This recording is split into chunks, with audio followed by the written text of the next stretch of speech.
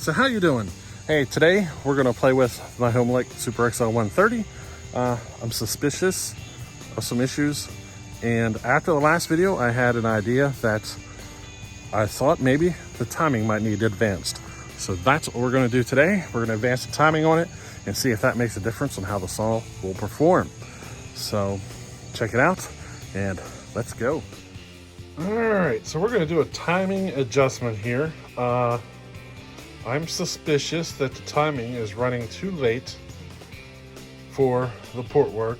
So basically it's still trying to burn raw fuel as the exhaust port opens, which is the reason I'm probably not four-stroking. I've been thinking about this for a while and I'm suspicious that's what it is. So I'm gonna work at advancing the timing a couple of degrees here and see if that might help. And she should start running the way it's supposed to. So let's get a timing adjustment made here.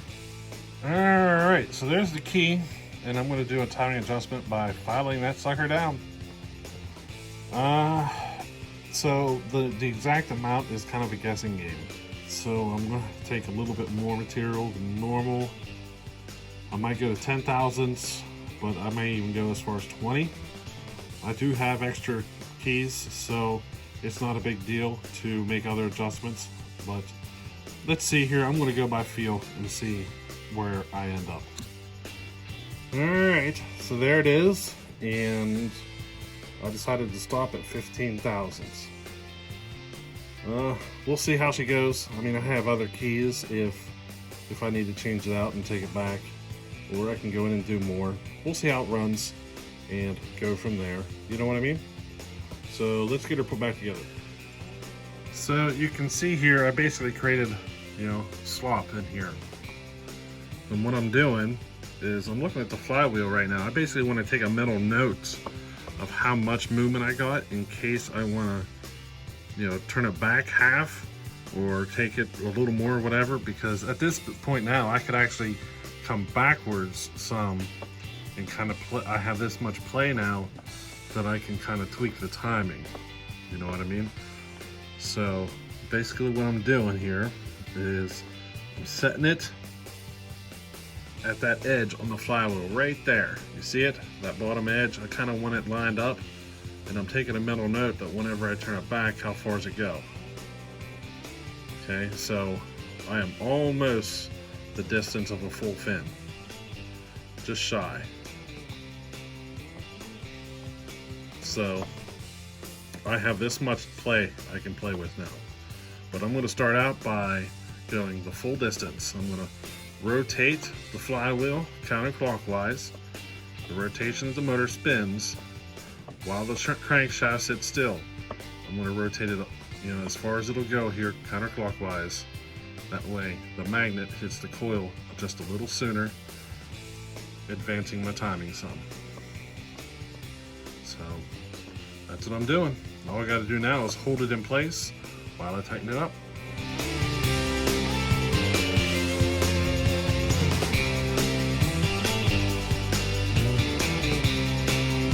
Alright, so you're ready for another one of these tests. I reset both the high and the low speed circuits to one turn, so that's our starting point.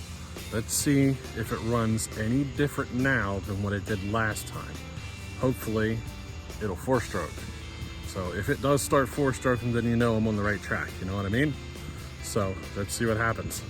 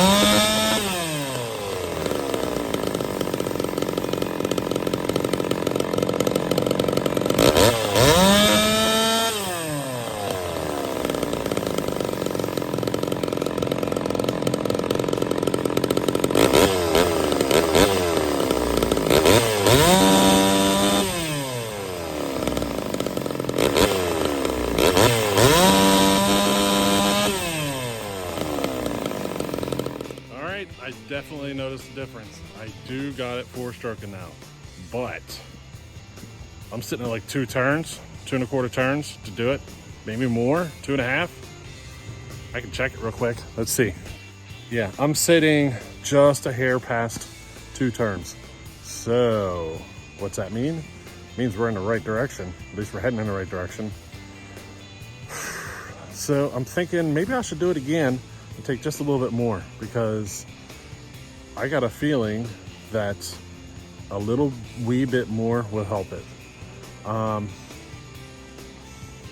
that definitely made a difference. Definitely, like, noticeable. I can already tell in the way it runs. It's so much better. You know what? I got a hair of daylight. Let's take a walk. Let's put this thing in a piece of wood. Let's see what happens in a piece of wood. Alrighty?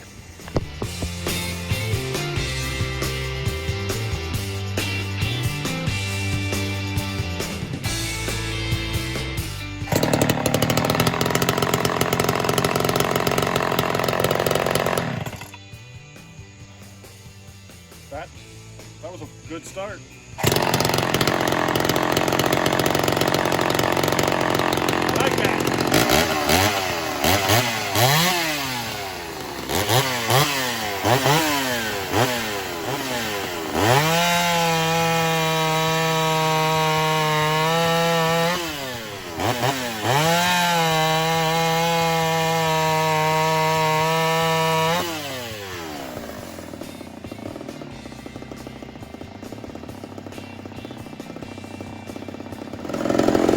Turn it in a 1/4 turn at a time.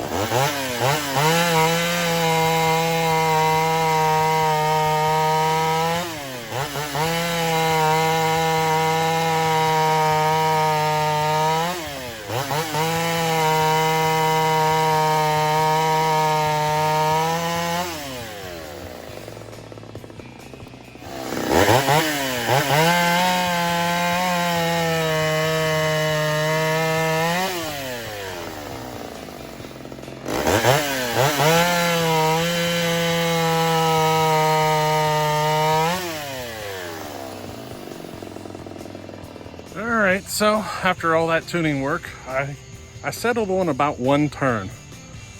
About 1 turn seems to be the sweet spot for how it runs. You know, I think I'm gonna leave it like this.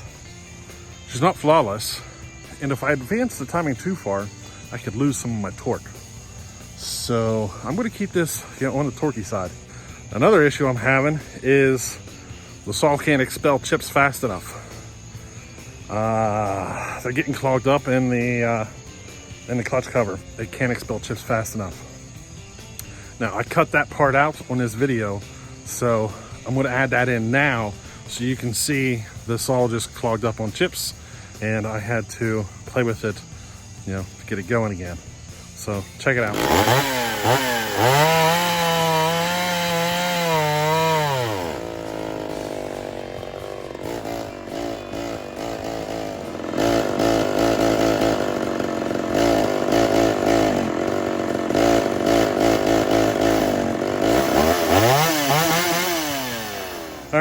so that's where we're at. I'm pretty happy with the way she runs. She's got plenty of torque. I'm pretty stoked. I don't think I'm gonna get much more power out of it until I get it into methanol. And that's gonna come with a whole new ball of wax. I might even leave it like this for a while, because I'll tell you, she runs really good. She runs really good like this. And I know there's a lot of people out there who probably like to run it like this. So we're gonna leave it like this. Now, another thing I noticed is once I got this issue figured out, the clutch tamed down. So I'm guessing the clutch was actually coming from a problem of me not being able to tune the saw correctly, that it wasn't able to shut the chain movement down. But now she seems to be doing fine. We'll see. We'll keep an eye on it in the future. But for now, yeah, everything seems to be working out, and the saw's running like a dream right now. So we'll keep testing it like this and see how she does, and hopefully we can run this Sawfest and see how she compares to some other ones out there. Alrighty, so hey, we'll catch you on the next one. Later.